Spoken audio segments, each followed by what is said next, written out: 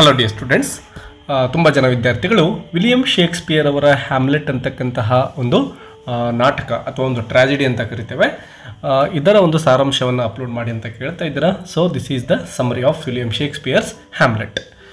Point wise we can learn the summary. First point ನೋಡಿ, William Shakespeare's Hamlet is one of his most famous tragedies. William Shakespeare ಅವರು ಬರೆದಿರ್ತಕ್ಕಂತಹ ಅನೇಕ ಟ್ರಾಜಿಡಿಗಳಲ್ಲಿ ಈ ಒಂದು Hamlet ಅಂತಕ್ಕಂಥದ್ದು ಏನಿದೆಯೋ ತುಂಬಾ ಫೇಮಸ್ ಆಗಿರ್ತಕ್ಕಂತಹ ಒಂದು ಟ್ರಾಜಿಡಿ ಆಗಿದೆ. It tells the story of prince Hamlet. So ಈ ಒಂದು ಸ್ಟೋರಿಯಲ್ಲಿ ಬರ್ತಕ್ಕಂತಹ ಅಥವಾ ಈ ಒಂದು ನಾಟಕದಲ್ಲಿ ಬರ್ತಕ್ಕಂತಹ ಮೇನ್ ಕ್ಯಾರೆಕ್ಟರ್ ಯಾರಪ್ಪ ಅಂದರೆ ಪ್ರಿನ್ಸ್ ಹ್ಯಾಮ್ಲೆಟ್ ಅಥವಾ ರಾಜಕುಮಾರನಾಗಿರ್ತಕ್ಕಂತಹ ಹ್ಯಾಮ್ಲೆಟ್ ಆಗಿರ್ತಾನೆ.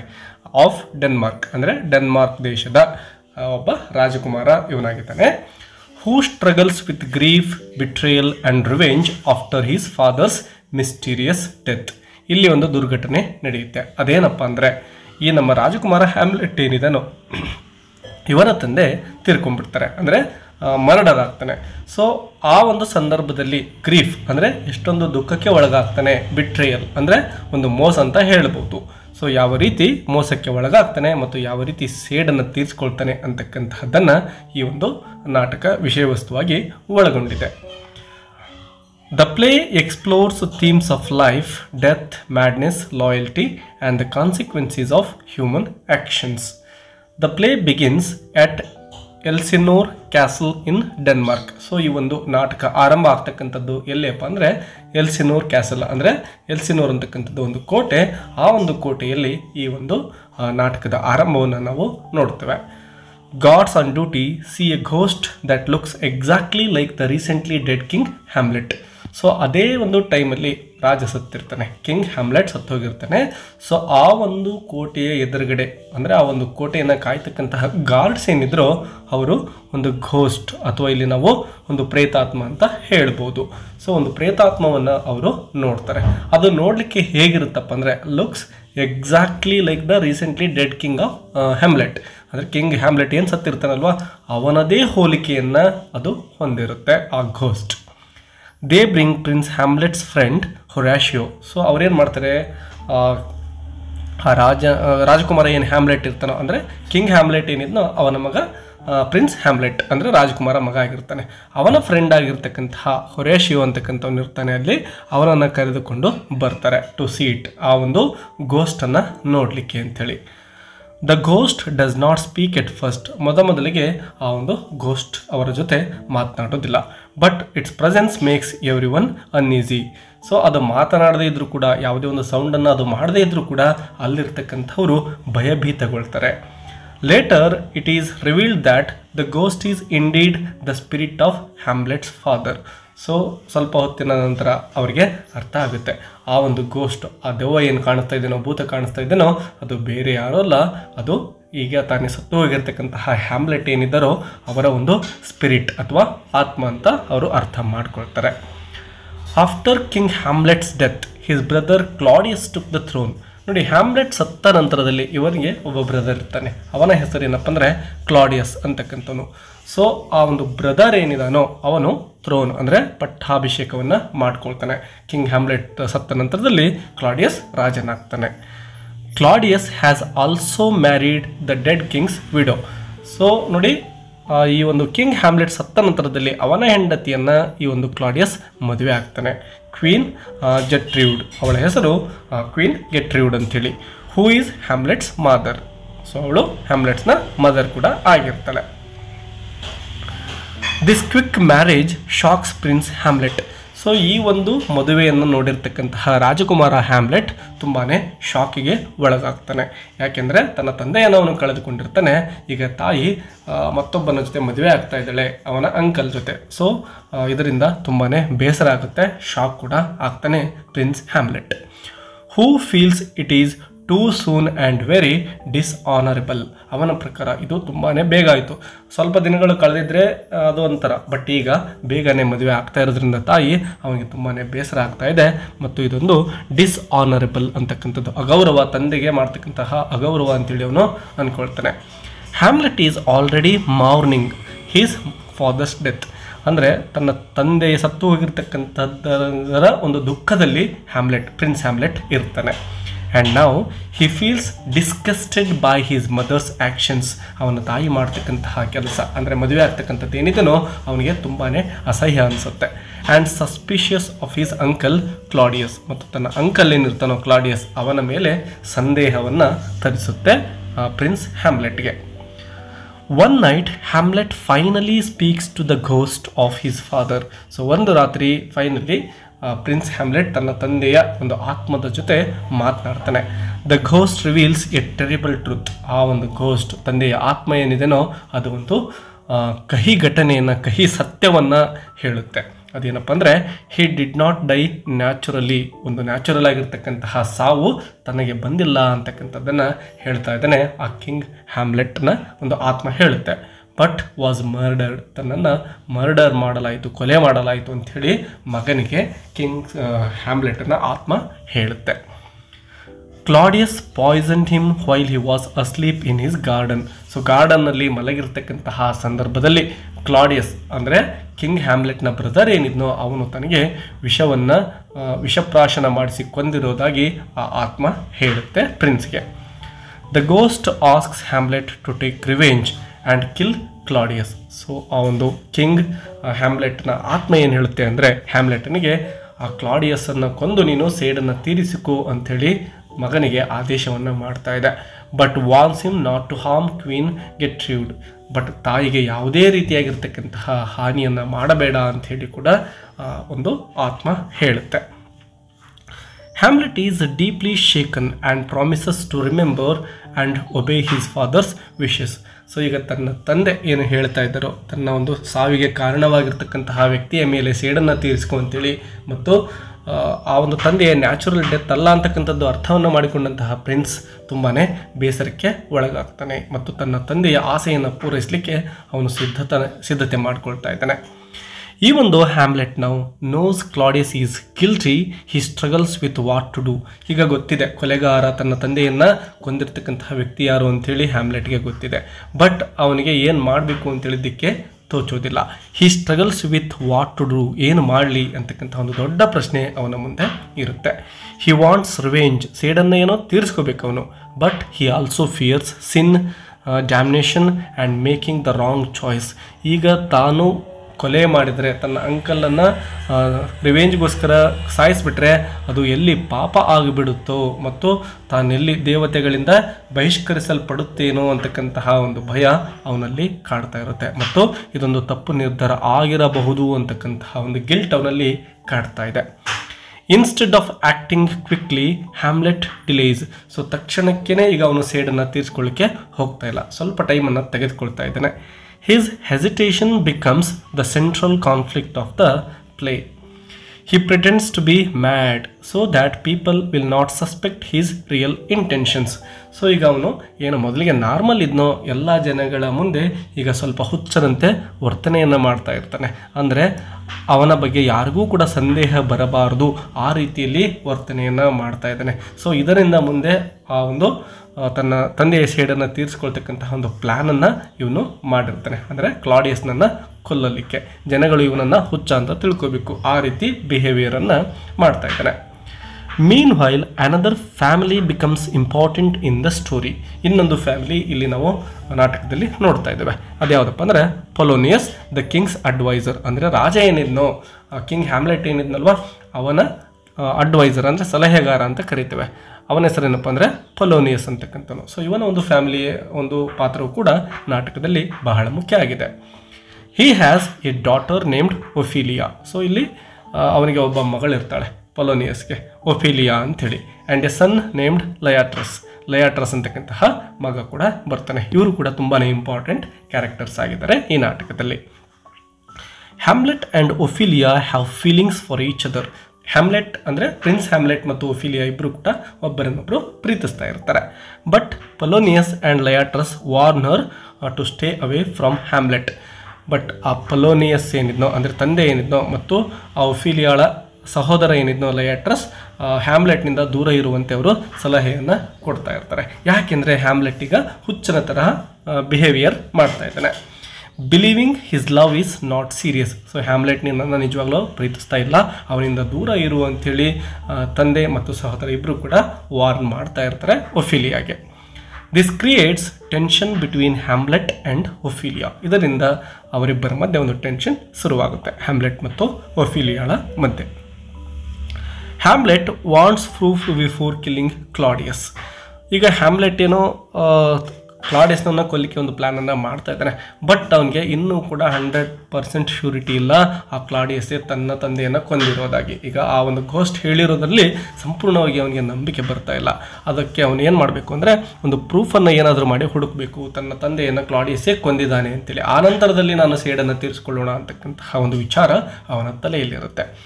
So he arranges for a group of actors to perform a play that mirrors the murder of King Hamlet. ಇದಕ್ಕೋಸ್ಕರ ಏನು ಮಾಡ್ತಾನೆ, ಹ್ಯಾಮ್ಲೆಟ್ ಒಂದು ಪ್ಲ್ಯಾನನ್ನು ಮಾಡ್ತಾನೆ. ಅಲ್ಲಿ ನಾಟಕವನ್ನು ಮಾಡ್ತಕ್ಕಂತಹ ಒಂದು ಗ್ರೂಪ್ ಬಂದಿರುತ್ತೆ ಆ ಒಂದು ಊರಿಗೆ. ಸೊ ಅವನೇನು ಮಾಡ್ತಾನೆ, ಆ ಒಂದು ನಾಟಕದ ಗ್ರೂಪನ್ನು ಕರೆದುಕೊಂಡು ಬಂದು ತನ್ನ ತಂದೆ ಈಗೇನು ಹೇಳಿದ್ನಲ್ವ ಒಂದು ಕಥೆಯನ್ನು, ಯಾವ ರೀತಿ ಕ್ಲಾಡಿಯಸ್ ಇವನಿಗೆ ವಿಷಪ್ರಾಶನವನ್ನು ಮಾಡಿಸಿ ಕೊಂದಿದ್ದ ಅಂತಕ್ಕಂಥದ್ದನ್ನು, ಸೊ ಅದೇ ರೀತಿಯ ಒಂದು ಸನ್ನಿವೇಶವನ್ನು ಆ ಒಂದು ಸ್ಟೇಜ್ ಮೇಲೆ ಪರ್ಫಾರ್ಮ್ ಮಾಡುವಂತೆ ಆ ಒಂದು ಆ್ಯಕ್ಟರ್ಸ್ಗೆ ಹೇಳಿಕೊಡ್ತಾನೆ ಹ್ಯಾಮ್ಲೆಟ್. ಇದರಿಂದ ಆ ನಾಟಕವನ್ನು ನೋಡ್ತಕ್ಕಂತಹ ಕ್ಲಾಡಿಯಸ್ನ ಭಾವನೆಗಳನ್ನು ಅರ್ಥ ಮಾಡ್ಕೋಬೇಕು. ಅವನ ರಿಯಾಕ್ಷನನ್ನು ನೋಡಿದರೆ ನಿಜವಾಗ್ಲೂ ಅವನು ಕೊಲೆ ಮಾಡಿದ್ದಾನ ಇಲ್ವಾ ಅಂತಕ್ಕಂಥದ್ದನ್ನು ನಾನು ತಿಳ್ಕೋಬಹುದು ಅಂತೇಳಿ ಒಂದು ಪ್ಲ್ಯಾನನ್ನು ಹ್ಯಾಮ್ಲೆಟ್ ಮಾಡ್ತಾನೆ. Hamlet closely watches Claudius during the performance. So ಆ ನಾಟಕ ನಡೀತಾ ಇರಬೇಕಂತಹ ಸಂದರ್ಭದಲ್ಲಿ ಹ್ಯಾಮ್ಲೆಟ್ ಕ್ಲಾಡಿಯಸ್ನನ್ನು ಕ್ಲೋಸ್ ಆಗಿ ಅಬ್ಸರ್ವ್ ಮಾಡ್ತಾ ಇರ್ತಾನೆ. When Claudius suddenly rises and leaves, it confirms his guilt. So ಯಾವ ರೀತಿ ಇವನು ವಿಷಪ್ರಾಶನವನ್ನು ಮಾಡಿ ಕ್ಲಾಡಿಯಸ್ ಆ ಕಿಂಗ್ ಹ್ಯಾಮ್ಲೆಟ್ನ ಕೊಂದಿದ್ನಲ್ವ, ಅದೇ ರೀತಿಯ ಸೀನ್ ಆ ಒಂದು ಸ್ಟೇಜ್ ಮೇಲೆ ಪರ್ಫಾರ್ಮ್ ಆಗ್ತಾ ಇರತಕ್ಕಂತಹ ಸಂದರ್ಭದಲ್ಲಿ ಕ್ಲಾಡಿಯಸ್ ತುಂಬಾ ಅನ್ಕಂಫರ್ಟೇಬಲ್ ಆಗ್ತಾನೆ. ಆ ಒಂದು ವಿಷಪ್ರಾಶನ ಮಾಡಿ ಕೊಲ್ತಕ್ಕಂತಹ ಸಂದರ್ಭದಲ್ಲಿ ಇವನು ಅಲ್ಲಿಂದ ರೈಸಸ್ ಅಂದರೆ ಅಲ್ಲಿಂದ ಎದ್ದುಬಿಟ್ಟು ಆ ಒಂದು ಪ್ಲೇಸನ್ನು ಬಿಟ್ಟು ಹೊರಟು ಹೋಗಿಬಿಡ್ತಾನೆ. ಸೊ ಇದರಿಂದ ಅರ್ಥ ಆಗುತ್ತೆ ಹ್ಯಾಮ್ಲೆಟ್ಗೆ, it confirms his guilt. So ಅವನು ಅಪರಾಧ ಮಾಡಿರ್ತಕ್ಕಂತಹ ಒಂದು ಗಿಲ್ಟ್ ಆ ಕ್ಲಾಡಿಯಸ್ನಲ್ಲಿ ಕಾಡ್ತಾ ಇರುತ್ತೆ. ಅದರಿಂದಾಗಿಯೇ ಅವನು ಅಲ್ಲಿಂದ ಎದ್ದು ಹೊರಡ್ತಾನೆ. ಇದರಿಂದ ಹ್ಯಾಮ್ಲೆಟ್ಗೆ ಗೊತ್ತಾಗ್ಬಿಡುತ್ತೆ ಖಂಡಿತವಾಗ್ಲೂ ಕೂಡ ಕ್ಲಾಡಿಯಸ್ ತನ್ನ ತಂದೆಯನ್ನು ಕೊಂದಿರೋದಾಗಿ. Hamlet is now sure that Claudius killed his father. After the play, Hamlet finds Claudius alone praying. So ಆ ಒಂದು ನಾಟಕ ಮುಗಿದ ನಂತರದಲ್ಲಿ ಆ ಕ್ಲಾಡಿಯಸ್ ಪ್ರಾರ್ಥನೆಯನ್ನು ಮಾಡ್ತಕ್ಕಂತಹ ಒಂದು ದೃಶ್ಯವನ್ನು ಕೂಡ ಹ್ಯಾಮ್ಲೆಟ್ ಗಮನಿಸ್ತಾನೆ. This seems like the perfect chance to kill him. So ಈಗ ಅವನು ಪ್ರಾರ್ಥನೆಯನ್ನು ಒಬ್ಬಂಟಿಯಾಗಿ ಮಾಡ್ತಾ ಇದ್ದಾನೆ ಕ್ಲಾಡಿಯಸ್, ಇದೇ ಪರ್ಫೆಕ್ಟ್ ಟೈಮ್ ಆಗಿದೆ ಅವನನ್ನು ಕೊಲ್ಲಿಕ್ಕೆ ಅಂತೇಳಿ ಅಂದ್ಕೊಳ್ತಾನೆ. But Hamlet holds back. But ಆ ಸಂದರ್ಭದಲ್ಲಿ ಅವನು ಸ್ವಲ್ಪ ತಡೆದುಕೊಳ್ತಾನೆ, ಕೊಲೆ ಮಾಡಲಿಕ್ಕೆ ಹೋಗೋದಿಲ್ಲ. He thinks that if Claudius dies while praying, his soul may go to heaven. ಯಾವ ಕಾರಣದಿಂದ ಅವನು ಆ ಒಂದು ಪ್ರಾರ್ಥನೆಯನ್ನು ಮಾಡ್ತಕ್ಕಂತಹ ಸಂದರ್ಭದಲ್ಲಿ ಕ್ಲಾಡಿಯಸ್ನನ್ನು ಕೊಲ್ಲಿಲ್ಲ ಅಂದರೆ, ಒಂದು ವೇಳೆ ಈಗ ಇವನು ಪ್ರಾರ್ಥನೆಯನ್ನು ಏನು ಮಾಡ್ತಾ ಇದ್ದಾನೋ ಪ್ರೇಯಿಂಗನ್ನು ಈ ಸಂದರ್ಭದಲ್ಲಿ ಕೊಂದರೆ ಅವನು ನರಕಕ್ಕೆ ಹೋಗೋದಿಲ್ಲ, ಅದರ ಬದಲಾಗಿ ಸ್ವರ್ಗಕ್ಕೆ ಹೊರಟು ಹೋಗ್ಬಿಡ್ತಾನೆ. ಆಗ ನನ್ನ ಒಂದು ಆಸೆ ಈಡೇರುವುದಿಲ್ಲ, ಇವನು ಸ್ವರ್ಗಕ್ಕೆ ಹೋಗಬಾರ್ದು, ಹೆಲ್ಲಿಗೆ ಹೋಗಬೇಕು ಅಂತಕ್ಕಂತಹ ಒಂದು ಉದ್ದೇಶವನ್ನು ಹ್ಯಾಮ್ಲೆಟ್ ಹೊಂದಿರ್ತಾನೆ. Which Hamlet does not want. ಇದು ಅವನಿಗೆ ಬೇಕಾಗಿರಲಿಲ್ಲ. Hamlet wants him to suffer eternal punishment, so he delays again. So eternal punishment ಅಂದರೆ ಶಾಶ್ವತವಾಗಿರ್ತಕ್ಕಂತಹ ಒಂದು ಶಿಕ್ಷೆ ಆಗಬೇಕು, ಅಂದರೆ ಇವನು ನರಕಕ್ಕೆ ಹೋಗಬೇಕು. ಸೊ ಈ ಸಂದರ್ಭದಲ್ಲಿ ಮರ್ಡರ್ ಮಾಡೋದು ಬೇಡ ಅಂಥೇಳಿ ಹ್ಯಾಮ್ಲೆಟ್ ಸ್ವಲ್ಪ ತಡೆದುಕೊಳ್ತಾನೆ. ಹ್ಯಾಮ್ಲೆಟ್ ಕನ್ಫ್ರಂಟ್ಸ್ ಹಿಸ್ ಮದರ್ ಕ್ವೀನ್ ಗೆಟ್ರೂಡ್ ಇನ್ ಹರ್ ಚೇಂಬರ್. ಸೊ ಹ್ಯಾಮ್ಲೆಟ್ ಮತ್ತು ಅವನ ತಾಯಿ ಏನಿದ್ಲಲ್ವ ಕ್ವೀನ್ ಗೆಟ್ರೂಡ್ ಇವರ ಮಧ್ಯೆ ಒಂದು ವಾದ ನಡೀತಾ ಇರುತ್ತೆ ಅವಳ ಒಂದು ರೂಮಲ್ಲಿ. He accuses her of betrayal for marrying Claudius so soon after his father's death. ತನ್ನ ತಂದೆ ಸತ್ತ ಕೆಲವೇ ದಿನಗಳಲ್ಲಿ ನೀನು ಈ ಕ್ಲಾಡಿಯಸ್ನನ್ನು ಮದುವೆ ಆಗಿದೆಯಲ್ಲ ಅಂತೇಳಿ ಮಗ ಅದನ್ನು ಪ್ರತಿಭಟಿಸ್ತಾ ಇರ್ತಾನೆ, ವಿರೋಧಿಸ್ತಾ ಇರ್ತಾನೆ. ನೀನು ತಂದೆಗೆ ಬಿಟ್ರೇಯಲ್ ಮೋಸವನ್ನು ಮಾಡಿದೀಯಾ ಅಂಥೇಳಿ ತಾಯಿಗೆ ಹೇಳ್ತಾ ಇರ್ತಾನೆ. During this heated scene Hamlet hears someone hiding behind a curtain. ಇದೇ ರೀತಿ ತನ್ನ ತಾಯಿಯ ಜೊತೆ ಅವನು ವಾದ ಮಾಡ್ತಾ ಇರ್ತಕ್ಕಂತಹ ಸಂದರ್ಭದಲ್ಲಿ ಹ್ಯಾಮ್ಲೆಟ್ಗೆ ಆ ಒಂದು ಹಿಂದ್ಗಡೆ ಯಾವುದೋ ಒಂದು ಸೌಂಡ್ ಕೇಳಿ ಬರುತ್ತೆ. Thinking it is Claudius. ಅವನು ಅಂದ್ಕೊಳ್ತಾನೆ ಕ್ಲಾಡಿಯಸ್ ಮೇ ಬಿ ಇಲ್ಲಿ ಬಂದಿರ್ಬೋದು ಅಂತ. He stabs through the curtain but instead kills Polonius. So ಆ ಒಂದು ಕರ್ಟೇನ್ ಏನಿರುತ್ತೋ ಅಲ್ಲಿ ಯಾವುದೋ ಒಬ್ಬ ವ್ಯಕ್ತಿಯ ಸೌಂಡನ್ನು ಕೇಳಿದ ತಕ್ಷಣವೇ ಅಲ್ಲಿ ಕ್ಲಾಡಿಯಸ್ಸೇ ಇದ್ದಾನೆ ಅಂಥೇಳಿ ಹ್ಯಾಮ್ಲೆಟ್ ಅಂದ್ಕೊಳ್ತಾನೆ. ಅಂದರೆ ಹ್ಯಾಮ್ಲೆಟ್ ಮತ್ತು ಕ್ವೀನ್ ಗೆಟ್ರೂಡ್ ಮಾತಾಡ್ತಾ ಇರ್ತಕ್ಕಂತಹ ಸಂದರ್ಭದಲ್ಲಿ ಅಲ್ಲಿ ಕರ್ಟೇನ್ ಹಿಂದ್ಗಡೆ ಯಾವುದೋ ಒಬ್ಬ ವ್ಯಕ್ತಿ ಅಡಗಿಕೊಳ್ತಿರ್ತಾನೆ. ಸೊ ಆ ವ್ಯಕ್ತಿ ಕ್ಲಾಡಿಯಸ್ ಅಂದ್ಕೊಂಡು ಹ್ಯಾಮ್ಲೆಟ್ ಏನು ಮಾಡ್ತಾನೆ, ತನ್ನ ಕತ್ತಿಯಿಂದ ಸ್ಟ್ಯಾಬ್ ಅಂದರೆ ಇರಿಯೋದು ಅಂತೇಳಿ, ಸೊ ಆ ಕತ್ತಿಯಿಂದ ಆ ವ್ಯಕ್ತಿಯನ್ನು ಇರಿತಾನೆ, ಅಂದರೆ ಕರ್ಟೇನ್ ಹಿಂದ್ಗಡೆ ಇರ್ತಕ್ಕಂತಹ ವ್ಯಕ್ತಿಯನ್ನು ಅವನು ಕ್ಲಾಡಿಯಸ್ ಅಂದ್ಕೊಂಡು. ಬಟ್ ಅಲ್ಲಿದ್ದಿದ್ದು ಯಾರಪ್ಪ ಅಂದರೆ ಪೊಲೋನಿಯಸ್, ಅಂದರೆ ಕಿಂಗ್ ಹ್ಯಾಮ್ಲೆಟ್ ಏನಿದ್ನಲ್ವ ಅವನ ಸಲಹೆಗಾರನಾಗಿದ್ದಂತಹ ಪೊಲೋನಿಯಸ್ ಅಲ್ಲಿ ಇರ್ತಾನೆ. ಸೊ ಅವನೀಗ ಸಾಯ್ತಾ ಇದ್ದಾನೆ. ಹೂ ವಾಸ್ ಸ್ಪೈಯಿಂಗ್, ಅವನು ಅಲ್ಲಿ ಒಂದು ಗೂಢಾಚಾರಿಕೆಯನ್ನು ಮಾಡ್ತಾ ಇರ್ತಾನೆ. This mistake causes disaster. ಈ ರೀತಿಯಾಗಿ ಪೊಲೋನಿಯಸ್ನನ್ನು ಏನು ಪ್ರಿನ್ಸ್ ಹ್ಯಾಮ್ಲೆಟ್ ಕೊಲ್ತಾ ಇದ್ದಾನೋ ಇದು ಮುಂದೆ ನಾಟಕದಲ್ಲಿ ಅನೇಕ ಟ್ರಾಜಿಡಿಗಳೇ ಕ್ರಿಯೇಟ್ ಆಗಲಿಕ್ಕೆ ಒಂದು ಕಾರಣ ಆಗುತ್ತೆ. Polonius death shocks the court. Claudius sees Hamlet as dangerous and plans to get rid of him. ಈ ರೀತಿ ಪೊಲೋನಿಯಸ್ನ ಸಾವು ಅಲ್ಲಿ ಮರಮಾಚುತ್ತೆ, ಅಂದರೆ ಯಾರು ಕೊಂದಿದ್ರು ಅಂತಕ್ಕಂತಹ ವಿಷಯ ಅಲ್ಲಿ ಸುಲಭವಾಗಿ ಗೊತ್ತಾಗೋದಿಲ್ಲ. ಸೊ ಆ ಪೊಲೋನಿಯಸ್ನ ಸಾವು ಇಡೀ ಸಾಮ್ರಾಜ್ಯದಲ್ಲಿರ್ತಕ್ಕಂತಹ ಎಲ್ಲರನ್ನು ಕೂಡ ಶಾಕಿಗೆ ಒಳಪಡಿಸುತ್ತೆ. ಕ್ಲಾಡಿಯಸ್ಗೆ ಗೊತ್ತಾಗ್ಬಿಡುತ್ತೆ ಇದು ಹ್ಯಾಮ್ಲೆಟ್ನ ಕೆಲಸ ಅಂತೇಳಿ. Sees Hamlet as dangerous. So ಇವನು ಹ್ಯಾಮ್ಲೆಟ್ ಏನಾದರೂ ರಾಜ್ಯದಲ್ಲಿದ್ದರೆ ತುಂಬಾ ಅಪಾಯಕಾರಿ ಅಂತೇಳಿ ಅವನು ಅಂದ್ಕೊಳ್ತಾನೆ. And plans to get rid of him. ಏನಾದರೂ ಮಾಡಿ ಈ ಹ್ಯಾಮ್ಲೆಟ್ನನ್ನು, ಅಂದರೆ ಪ್ರಿನ್ಸ್ ಹ್ಯಾಮ್ಲೆಟ್ ಏನಿದ್ನೋ ಇವನನ್ನು ಕೂಡ ಇಲ್ಲದಂತೆ ಮಾಡಬೇಕು ಅಂತಕ್ಕಂತಹ ಒಂದು ದುಷ್ಟ ಆಲೋಚನೆ ಆ ಕ್ಲಾಡಿಯಸ್ನಲ್ಲಿ ಬರುತ್ತೆ. Ophelia, heart broken by her father's death and Hamlet's strange behaviour loses her sanity. So Ophelia ಈಗ ತನ್ನ ತಂದೆಯನ್ನು ಅವಳು ಕಳೆದುಕೊಂಡಿದ್ದಾಳೆ. ಇದರಿಂದ ಹಾರ್ಟ್ ಬ್ರೋಕನ್ ಅಂದರೆ ತುಂಬಾ ದುಃಖ ಆಗ್ತಾ ಇದೆ. ಅದರ ಜೊತೆಗೆ ಹ್ಯಾಮ್ಲೆಟ್ ಕೂಡ ಈಗ ಹುಚ್ಚನಂತೆ ವರ್ತನೆ ಮಾಡ್ತಾ ಇದ್ದಾನೆ. ಇದರಿಂದ ಅವಳು ತನ್ನ ಒಂದು ಸ್ಯಾನಿಟಿಯನ್ನು, ಅಂದರೆ ಮಾನಸಿಕ ಒಂದು ಸ್ಥಿಮಿತವನ್ನು ಕಳೆದುಕೊಂಡು ಬಿಡ್ತಾಳೆ. ಶಿ ಸಿಂಗ್ಸ್ ಸ್ಯಾಡ್ ಸಾಂಗ್ಸ್, ತುಂಬ ದುಃಖದ ಹಾಡುಗಳನ್ನು ಹೇಳ್ತಾ ಇದ್ದಾಳೆ. And eventually drowns in a river. ಹಾಗೆ ದುಃಖದ ಹಾಡನ್ನು ಹೇಳ್ತಾ ಒಂದು ನದಿಯಲ್ಲಿ ಹೋಗಿ ಮುಳುಗಿ ತನ್ನ ಪ್ರಾಣವನ್ನು ಒಫಿಲಿಯಾ ಕಳೆದುಕೊಂಡು ಬಿಡ್ತಾಳೆ. ವಿಚ್ ಮೇ ಬಿ ಸ್ಯೂಸೈಡ್, ಅಂದರೆ ಆತ್ಮಹತ್ಯೆಯನ್ನು ಮಾಡ್ಕೊಳ್ತಾ ಇದ್ದಾಳೆ. Her brother Laertes returns and furious at Hamlet. So ಈ ಒಂದು ಸಾವಿನಿಂದ, ಅಂದರೆ ತಂದೆ ಮತ್ತು ತನ್ನ ಸಿಸ್ಟರನ್ನು ಕಳೆದುಕೊಂಡಿರ್ತಕ್ಕಂತಹ ಲಯಾಟ್ರಸ್ ತುಂಬಾ ದುಃಖಿತನಾಗ್ತಾನೆ ಮತ್ತು ಹ್ಯಾಮ್ಲೆಟ್ ಮೇಲೆ ತುಂಬಾ ಕೋಪವನ್ನು ಮಾಡ್ಕೊಳ್ತಾನೆ. ಅವನು ಕೂಡ ಈಗ ರಿವೆಂಜ್ಗೋಸ್ಕರ ಕಾಯ್ತಾನೆ. Claudius decides to send Hamlet to England. So ಈಗ ಕ್ಲಾಡಿಯಸ್ ಏನು ಅಂದ್ಕೊಂಡಿರ್ತಾನೆ, ಏನಾದರೂ ಮಾಡಿ ಹ್ಯಾಮ್ಲೆಟ್ನನ್ನು ಇಲ್ಲಿಂದ ಡೆನ್ಮಾರ್ಕಿಂದ ಕಳಿಸ್ಬಿಡ್ಬೇಕು ಅಂದ್ಕೊಂಡಿರ್ತಾನಲ್ವ. ಸೊ ಇಂಗ್ಲೆಂಡ್ಗೆ ಕಳಿಸ್ತಕ್ಕಂತಹ ಒಂದು ಪ್ಲ್ಯಾನನ್ನು ಅವನು ಮಾಡಿರ್ತಾನೆ. Pretending it is for his safety. So ನಿನ್ನ ಒಂದು ಸುರಕ್ಷತೆಗೆ, ಅಂದರೆ ಹ್ಯಾಮ್ಲೆಟ್ಗೆ ಹೇಳ್ತಾ ಇದ್ದಾನೆ ಕ್ಲಾಡಿಯಸ್, ನಿನ್ನ ಸುರಕ್ಷತೆಗೆ ನೀನು ಇಂಗ್ಲೆಂಡ್ಗೆ ಹೊರಡು, ಇಲ್ಲೇ ಇದ್ದರೆ ನಿನ್ನನ್ನು ಸಾಯಿಸ್ಬಿಡ್ತಾರೆ ಅಂಥೇಳಿ ಹೇಳ್ತಾ ಇದ್ದಾನೆ. Secretly he sends letters ordering Hamlet's execution. So ಅವನು ಒಂದು ಲೆಟರನ್ನು ಬರೆದು ಕಳಿಸ್ತಾ ಇರ್ತಾನೆ. ಆ ಒಂದು ಲೆಟರಲ್ಲಿ ಏನು ಈಗ ಇಂಗ್ಲೆಂಡ್ಗೆ ಕಳಿಸ್ತಾ ಇದ್ದಾನಲ್ವ, ಅಲ್ಲಿರ್ತಕ್ಕಂತಹವರಿಗೆ ಹೇಳಿರ್ತಾನೆ ಇವನು ಅಲ್ಲಿ ಬಂದ ತಕ್ಷಣವೇ ಹ್ಯಾಮ್ಲೆಟನ್ನು ಕೊಲ್ಲಬೇಕು ಅಂತಕ್ಕಂತಹ ಒಂದು ಲೆಟರ್ನ, ಸೀಕ್ರೆಟ್ ಲೆಟರ್ನ ಅವನು ಕಳಿಸ್ತಕ್ಕಂತಹ ವ್ಯವಸ್ಥೆಯನ್ನು ಕ್ಲಾಡಿಯಸ್ ಮಾಡಿರ್ತಾನೆ. However, Hamlet discovers the plot and cleverly rewrites the letter so that Rosencrantz and Guildenstern, his two false friends who carried the letters, are executed instead. So ಇವನ ಜೊತೆ ಇಬ್ಬರನ್ನ ಕ್ಲಾಡಿಯಸ್ ಕಳಿಸ್ತಕ್ಕಂತಹ ವ್ಯವಸ್ಥೆ ಮಾಡಿರ್ತಾನೆ. ರೋಸನ್ಕ್ರಾಂಟ್ಜ್ ಅಂತಕ್ಕಂತಹ ಒಬ್ಬ ವ್ಯಕ್ತಿ, ಅದೇ ರೀತಿ ಗಿಲ್ಡನ್ಸ್ಟರ್ನ್ ಅಂತಕ್ಕಂಥವ್ರು, ಇವರಿಬ್ಬರು ಕೂಡ ಅವನಿಗೆ ಸಹಾಯ ಮಾಡೋ ರೀತಿಯಲ್ಲಿ ಅಲ್ಲಿ ಹೋಗ್ತಾ ಇರ್ತಾರೆ. ಬಟ್ ನಿಜವಾಗ್ಲೂ ಏನಪ್ಪ ಅಂದರೆ ಅವರೇ ಇವನ ಒಂದು ಸಾವಿನ ಲೆಟರನ್ನು ತೆಗೆದುಕೊಂಡು ಹೋಗ್ತಕ್ಕಂತಹ ಮೆಸೆಂಜರ್ಸ್ ಕೂಡ ಆಗಿರ್ತಾರೆ. ಸೊ ಈ ಒಂದು ಸಾವಿನ ಲೆಟರ್ ಮತ್ತು ತನ್ನನ್ನು ಕೊಲ್ತಕ್ಕಂತಹ ವಿಷಯ ಹ್ಯಾಮ್ಲೆಟ್ಗೆ ಗೊತ್ತಾಗುತ್ತೆ. ಸೊ ಅವನೇನು ಮಾಡ್ತಾನೆ ಅಂದರೆ ಆ ಒಂದು ಲೆಟರ್ನ ರೀರೈಟ್ ಮಾಡ್ತಾನೆ, ಅಂದರೆ ತಿದ್ದುತ್ತಾನೆ. ಏನು ತಿದ್ದಾನೆ ಅಂದರೆ ತನ್ನ ಸುರಕ್ಷತೆ ಮತ್ತು ಇವರಿಬ್ಬರು ಸತ್ತು ಹೋಗುವಂತಹ ವರ್ಡ್ಸ್ಗಳನ್ನು ಅಲ್ಲಿ ಸೇರಿಸ್ತಾನೆ. Hamlet escapes and returns to Denmark. So ಇವರಿಬ್ಬರು ಏನಿದ್ರು ಇವನ ಜೊತೆ ಬಂದಂಥವರು ಅವರು ಅಲ್ಲಿ ಸಾಯಿಸಲ್ಪಡ್ತಾರೆ ಮತ್ತು ಸೇಫಾಗಿ ಹ್ಯಾಮ್ಲೆಟ್ ಮತ್ತೆ ವಾಪಸ್ ಡೆನ್ಮಾರ್ಕಿಗೆ ಬರ್ತಾನೆ, ಇಂಗ್ಲೆಂಡನ್ನು ತಲುಪಿಬಿಟ್ಟು. Back in Denmark, Claudius teams up with Laertes who wants revenge for his father Polonius and sister Ophelia's deaths. So ಅಲ್ಲಿ ಕ್ಲಾಡಿಯಸ್ ಏನಿದ್ನೋ ಅವನು ಲಯಾಟ್ರಸ್ನ ಜೊತೆ ಸೇರಿರ್ತಾನೆ. ಲಯಾಟ್ರಸ್ ಕೂಡ ತನ್ನ ರಿವೆಂಜ್ಗೋಸ್ಕರ ಕಾಯ್ತಾ ಇರ್ತಾನೆ. ಹಾಗಾಗಿ ಅವರಿಬ್ಬರು ಕೂಡ ಇಲ್ಲಿ ಒಂದಾಗ್ತಾ ಇದ್ದಾರೆ ಹ್ಯಾಮ್ಲೆಟ್ನ ವಿರುದ್ಧ. ಮತ್ತೆ they plan a duel between Hamlet and Laertes. Duel ಅಂದರೆ ಒಂದು ಕಾಳಗ ಅಂತೇಳಿ ನಾವು ಅರ್ಥ ಮಾಡ್ಕೋಬೇಕು. ಸೊ ಇಲ್ಲಿ ಒಂದು ಕಾಳಗವನ್ನು ಏರ್ಪಡಿಸಲಾಗುತ್ತೆ ಹ್ಯಾಮ್ಲೆಟ್ ಮತ್ತು ಲಯಾಟ್ರಸ್ನ ಮಧ್ಯದಲ್ಲಿ.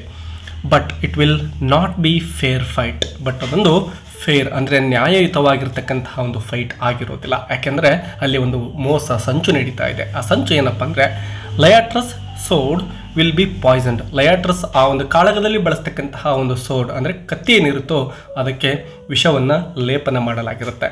And Claudius prepares a poisoned cup of wine in case Hamlet wins. ಒಂದು ವೇಳೆ ಅವರಿಬ್ಬರು ಜಗಳ ಮಾಡ್ತಕ್ಕಂತಹ ಸಂದರ್ಭದಲ್ಲಿ ಲಯಾಟ್ರಸ್ ಏನು ಮಾಡ್ಬೋದು, ಆ ಕತ್ತಿಯಿಂದ ಹ್ಯಾಮ್ಲೆಟನ್ನು ಚುಚ್ಚಬಹುದು. ಸೊ ಆ ಒಂದು ಕತ್ತಿ ವಿಷಪೂರಿತ ಆಗಿದ್ದರಿಂದ ಹ್ಯಾಮ್ಲೆಟ್ ಸತ್ತು ಹೋಗಿಬಿಡ್ತಾನೆ. ಒಂದು ವೇಳೆ ಹ್ಯಾಮ್ಲೆಟ್ ಆ ಒಂದು ಕಾಳಗದಲ್ಲಿ ಗೆದ್ದು ಬಿಟ್ಟರೆ, ಲಯಾಟ್ರಸ್ ಸೋತು ಬಿಟ್ಟರೆ, ಆಗ ಅವನು ದಣಿದಿರ್ತಕ್ಕಂತಹ ಹ್ಯಾಮ್ಲೆಟ್ಗೆ ಒಂದು ವೈನನ್ನು ಕೊಡಬೇಕಾಗುತ್ತೆ ಕುಡಿಲಿಕ್ಕೆ. ಸೊ ಏನು ಮಾಡಿರ್ತಾರೆ, ಆ ವೈನಲ್ಲೂ ಕೂಡ ವಿಷವನ್ನು ಬೆರೆಸಿರ್ತಾರೆ. ಒಂದು ವೇಳೆ ಗೆದ್ದರೆ ಈ ವೈನನ್ನು ಕೊಟ್ಬಿಟ್ಟು ಅವನ್ನ ಕೊಲ್ಲೋಣ, ಸೋತರೂ ಸಾಯಬೇಕು, ಗೆದ್ದರೂ ಕೂಡ ಹ್ಯಾಮ್ಲೆಟ್ ಸಾಯಬೇಕು. ಆ ರೀತಿಯ ಸಂಚನ್ನು ರೂಪಿಸಲಾಗಿರುತ್ತೆ. Before the duel Hamlet visits a graveyard and reflects on death. So ಈ ಒಂದು ಕಾಳಗಕ್ಕಿಂತ ಮೊದಲು ಹ್ಯಾಮ್ಲೆಟ್ ಒಂದು ಗ್ರೇವ್ ಯಾರ್ಡ್ ಅಂದರೆ ಸ್ಮಶಾನ ಅಂಥೇಳಿ ನಾವು ಕರಿತೇವೆ, ಒಂದು ಸ್ಮಶಾನಕ್ಕೆ ಭೇಟಿಯನ್ನು ಕೊಡ್ತಾನೆ ಮತ್ತು ಸಾವಿನ ಕುರಿತು ಅವನು ಚಿಂತನೆಯನ್ನು ಮಾಡ್ತಾ ಇದ್ದಾನೆ. He speaks to a gravedigger and finds the skull of Yorick. So ಅವನು ಗ್ರೇವ್ ಡಿಗ್ಗರ್ ಅಂದರೆ ಸ್ಮಶಾನದಲ್ಲಿ ಹೂತು ಹಾಕಲಿಕ್ಕೆ ಇರ್ತಕ್ಕಂತಹ ವ್ಯಕ್ತಿಯ ಜೊತೆ ಹ್ಯಾಮ್ಲೆಟ್ ಮಾತಾಡ್ತಾನೆ ಮತ್ತು ಅಲ್ಲಿ ಒಂದು ಮೂಳೆಗಳನ್ನು, ಸ್ಕಲ್ ಆಫ್ ಯೋರಿಕ್ ಅಂತಕ್ಕಂತಹ ವ್ಯಕ್ತಿಯ ಮೂಳೆಗಳನ್ನು ಕೂಡ ಅವನು ಗಮನಿಸ್ತಾನೆ. The court jester he once knew as a child. So ಇವನು ಚಿಕ್ಕವನಿದ್ದಾಗ ಅವನ ಜೊತೆ ಅಂದರೆ ಯೋರಿಕ್ ಏನಿದ್ನಲ್ವ ಅವನು ಇಬ್ಬರಿಗೂ ಕೂಡ ಪರಿಚಯ ಇರುತ್ತೆ. This makes Hamlet think about how death comes to everyone. So ಆ ಒಂದು ಯೋರಿಕ್ನ ಆ ಒಂದು ಸ್ಕಲ್ಲನ್ನು ನೋಡಿದ ತಕ್ಷಣವೇ ಹ್ಯಾಮ್ಲೆಟ್ಗೆ ಪ್ರತಿಯೊಬ್ಬರೂ ಕೂಡ ನಾವು ಸಾವನ್ನು ಅಪ್ಲೇಬೇಕು ಅಂತಕ್ಕಂಥದ್ದನ್ನು ಅವನು ಅರ್ಥ ಮಾಡ್ಕೊಳ್ತಾನೆ. No matter how rich, poor, powerful or weak. ನಾವೆಷ್ಟೇ ಶ್ರೀಮಂತರಿರ್ಬೋದು, ಎಷ್ಟೇ ಬಡವರಿರ್ಬೋದು, ಎಷ್ಟೊಂದು ಶಕ್ತಿಶಾಲಿಗಳಾಗಿರ್ಬೋದು ಮತ್ತು ದುರ್ಬಲರಾಗಿರ್ಬೋದು, ಯಾರೇ ಇದ್ದರೂ ಕೂಡ ಸಾವಿಗೆ ಶರಣಾಗಲೇಬೇಕಲ್ವಾ ಅಂತಕ್ಕಂತಹ ಸತ್ಯವನ್ನು ಹ್ಯಾಮ್ಲೆಟ್ ಅರ್ಥ ಮಾಡ್ಕೊಳ್ತಾನೆ. It is one of the most famous scenes of the play. So ತುಂಬಾ ಮೀನಿಂಗ್ಫುಲ್ ಆಗಿರ್ತಕ್ಕಂತಹ ವರ್ಡ್ಸ್ಗಳನ್ನು ನಾವು ಈ ಒಂದು ನಾಟಕದ ಈ ಭಾಗದಲ್ಲಿ ಕಾಣ್ತೇವೆ. At the court Hamlet and Laertes fight in a fencing match. So ಇಬ್ಬರ ಮಧ್ಯೆ ಈಗ ಒಂದು ಯುದ್ಧ ನಡೀತಾ ಇದೆ, ಒಂದು ಕಾಳಗ ನಡೀತಾ ಇದೆ. ಯುದ್ಧವಲ್ಲ, ಚಿಕ್ಕದಾಗಿ ಕಾಳಗ ಅನ್ಕೋಬೇಕು. At first Hamlet wins a couple of hits. ಆರಂಭದಲ್ಲಿ ಹ್ಯಾಮ್ಲೆಟ್ ಮುನ್ನಡೆಯನ್ನು ಸಾಧಿಸ್ತಾನೆ ಆ ಒಂದು ಕಾಳಗದಲ್ಲಿ. Queen Gertrude trying to celebrate drinks from the poison cup meant for Hamlet. ತಾಯಿ ಅಂದರೆ ಕ್ವೀನ್ ಗೆಟ್ರೂಡ್ ಏನಿದ್ಲೋ ಮಗ ಈಗ ಮುನ್ನಡೆಯನ್ನು ಸಾಧಿಸ್ತಾ ಇರತಕ್ಕಂಥದ್ದನ್ನು ಗಮನಿಸ್ತಾ ತುಂಬಾ ಆನಂದವನ್ನು ಪಡ್ತಾಳೆ. ಸೊ ತನ್ನ ಒಂದು ಸಂತೋಷವನ್ನು ಸೆಲೆಬ್ರೇಟ್ ಮಾಡ್ತಾವಳು. ಏನು ಮಾಡ್ತಾಳೆ ಅಂದರೆ ಆ ಹ್ಯಾಮ್ಲೆಟ್ಗೋಸ್ಕರ ವಿಷವನ್ನು ಸೇರಿಸಿ ಇಟ್ಟಂತಹ ಒಂದು ವೈನ್ ಏನಿರುತ್ತೋ ಅದನ್ನು ತೆಗೆದುಕೊಂಡು ಕುಡಿದು ಬಿಡ್ತಾಳೆ. She quickly dies. ಕುಡಿದ ಕೆಲವೇ ಸೆಕೆಂಡ್ಗಳಲ್ಲಿ ಅವಳು ಸತ್ತು ಬಿಡ್ತಾಳೆ. Laertes then wounds Hamlet with a poisoned ಸೋಡ್.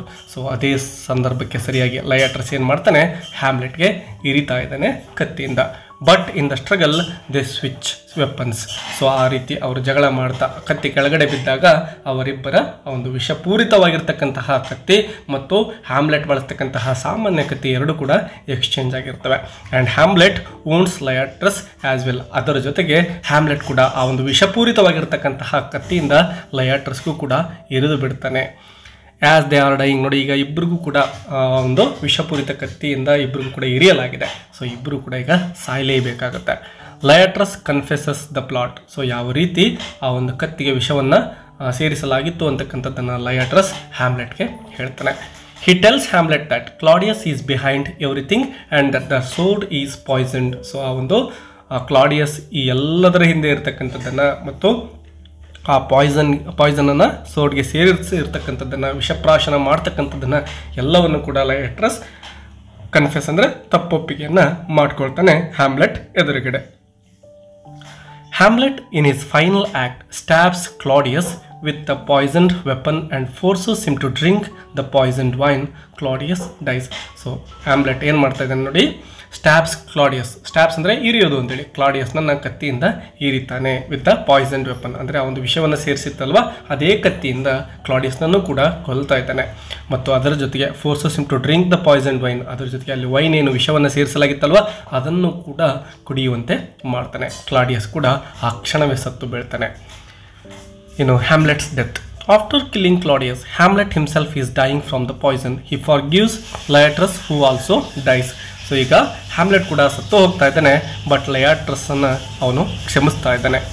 Hamlet tells his friend Horatio not to commit suicide but to stay alive and tell the story truthfully.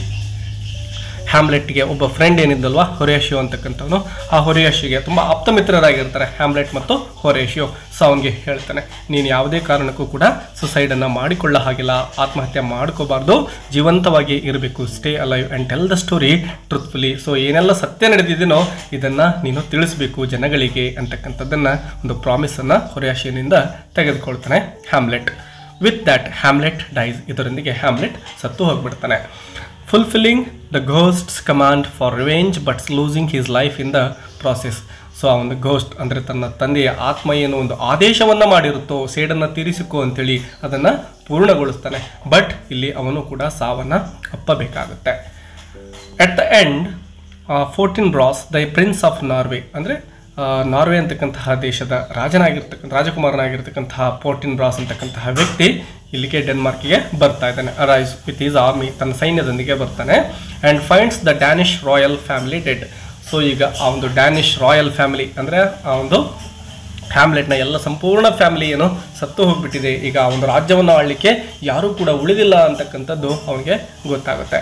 He takes control of Denmark, ಇಡೀ ಡೆನ್ಮಾರ್ಕನ್ನು ತನ್ನ ಒಂದು ವಶಕ್ಕೆ ತೆಗೆದುಕೊಳ್ತಾನೆ. Horatio promises to tell everyone the tragic story of Prince Hamlet so that he will be remembered with honor. So, dear students, ಈ ವಿಡಿಯೋದಿಂದ ನಿಮಗೆ ಈ ಒಂದು Hamlet ಅಂತಕ್ಕಂತಹ ನಾಟಕವನ್ನು ಅರ್ಥ ಮಾಡ್ಕೊಳ್ಳಿಕ್ಕೆ ಹೆಲ್ಪ್ಫುಲ್ ಆಗಿದೆ ಅಂತ ಅಂದ್ಕೊಂಡಿದ್ದೇನೆ. ನಿಮ್ಮ ಅನಿಸಿಕೆಗಳನ್ನು ಕಮೆಂಟ್ ಬಾಕ್ಸಲ್ಲಿ ತಪ್ಪದೇ ಕಮೆಂಟ್ ಮಾಡಿ ವಿದ್ಯಾರ್ಥಿಗಳೇ. ಅದರ ಜೊತೆಗೆ ನಿಮ್ಮ ಫ್ರೆಂಡ್ಸ್ಗೂ ಕೂಡ ಈ ವಿಡಿಯೋವನ್ನು ಶೇರ್ ಮಾಡ್ಕೊಳ್ಳಿ. ಮತ್ತು ಯಾವುದಾದ್ರೂ ಲೆಸನ್ ಅಥವಾ ಪೋಯಮ್ನ ಸಮರಿ ಬೇಕು ಅಂದರೆ ಅದರ ಟೈಟಲನ್ನು ಕಮೆಂಟ್ ಬಾಕ್ಸಲ್ಲಿ ಕಮೆಂಟ್ ಮಾಡಿ ವಿದ್ಯಾರ್ಥಿಗಳೇ. ಮತ್ತೆ ಸಿಗೋಣ. Take care and all the best.